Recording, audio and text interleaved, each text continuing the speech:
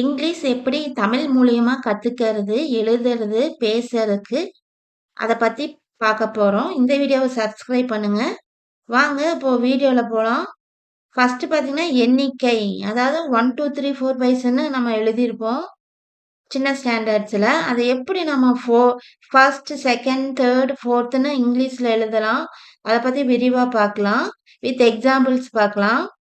First பார்த்தீங்கன்னா, 1 இத வந்து ஃபர்ஸ்ட்ன்னு எழுதுவோம். Example 1 house. ஃபர்ஸ்ட் ஹவுஸ்ன்னு எழுதுவோம். அடுத்தது பார்த்தீங்கன்னா, 2 வந்து செகண்ட்ன்னு எழுதுவோம். 2 ஹவுஸஸ், செகண்ட் ஹவுஸ். இதெல்லாம் டீட்டெயிலா ஒரு டேபிள்ல எழுதி காமிச்சிருக்கிறேன் உங்களுக்கு. அத பார்த்துக்கோங்க. நான் எக்ஸ்பிளைன் பண்றது கேட்டு படிங்க. 3 மூன்றாவது. 3 third. 3 tree third tree. 4 fourth. Example 4 flowers, fourth flower. 5 fifthன்னு சொல்றோம். 5 fans, fifth fan. 6 sixth. Example 6 children, sixth child. 7 seventh, 7 brothers, seventh brother. 8 eighth, 8 doctors, eighth doctors. 9 ninth, 9 poets, ninth poet.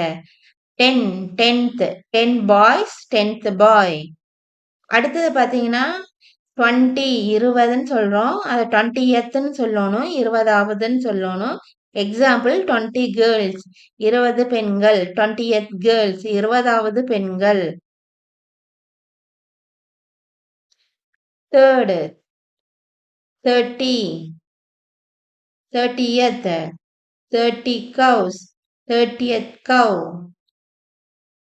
40 40th. Example 40 cities 40th city. 50 50th. Example 50 doves 50th doves. அதாவது புறாக்கள் 50 புறாக்கள் 50வது புறா. 60 60th 60 men 60th men. அதாவது 60 மனிதர்கள் 60வது மனிதன். 70 70th. Example 70 cars 70th car. 8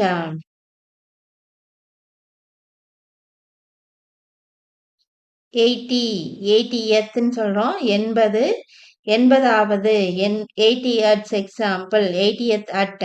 90 90th 90 soldiers 90th soldier. 100 100th 100 years 100th year.